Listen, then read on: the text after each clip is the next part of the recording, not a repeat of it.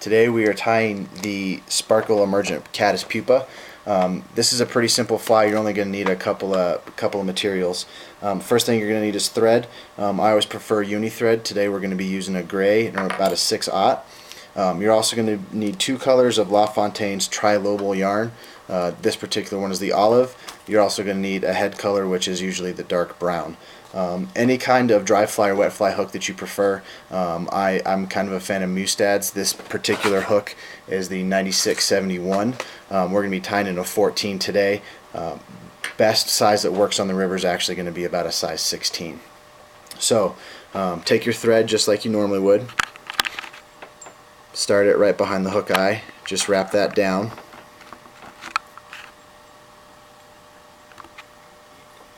Right just before the bend of the hook. You're going to take your yarn. This actually comes in about 4 strands wrapped together. Just unwrap it, comb it out to where you get something that looks kind of like that. Don't throw away what you comb out because we're going to be using those scraps here in a second. So just tie the yarn at the top of the hook. Let the thread kind of wrap it down to the bottom. If you need to, you can kind of give it a little help. And then just pull the scraps back to where you're not wasting a whole lot. Just secure that in. Take your second piece. You're going to tie this right at the top of the hook, and you don't want this one to turn. So make sure you pinch that down pretty good. And again, try to get just the tips tied in. Go ahead and secure that down.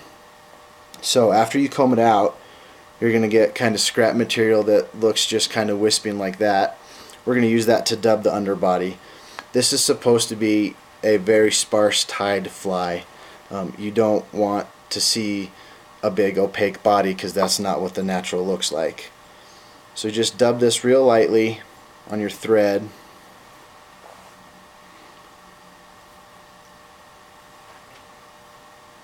And just wrap forward.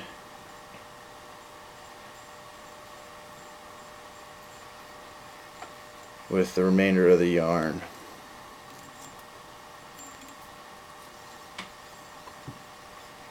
All the way back to the tying point. Now we're going to do the overbody, which is just the yarn. So pull that forward, tie it in. Do the same with the top piece, pull it forward, tie it in.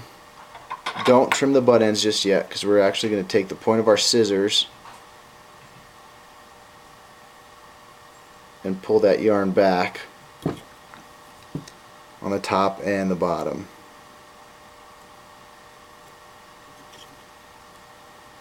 And this is what's going to create the overbody bubble effect that we're trying to get with this Antron yarn.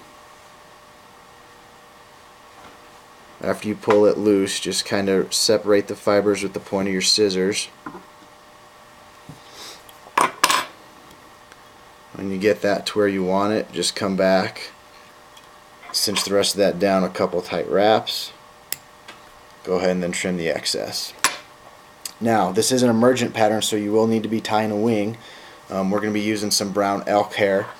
This is the same hair I use to tie my dry elk hair caddis's. It seems to be a pretty close imitation to what I'm seeing up on the Provo River right now. You don't have to stack this hair. You can if you'd like, depending on how OCD you are with your flies. Make sure you do comb out the fluff in the underbody.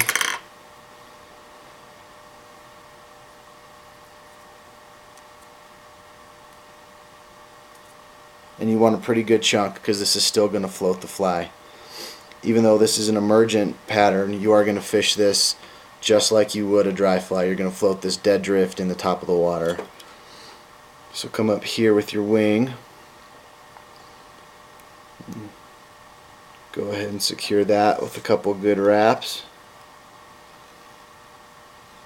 Make sure that wing stays on the top.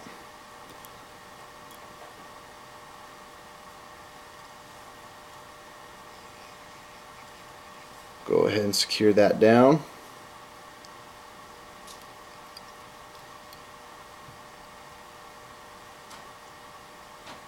and then trim the butt ends.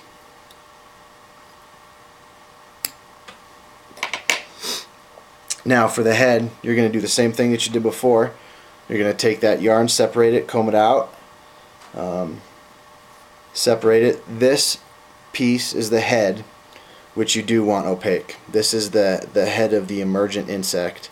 So you want this to be dubbed just like you would a normal nymph, fairly heavy. So go ahead and wrap that yarn on your thread.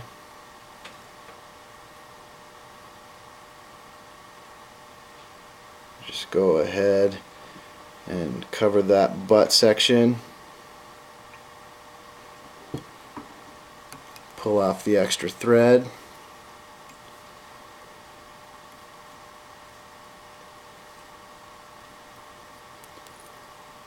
Apply some glue.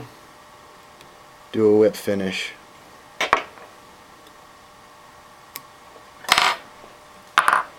There you have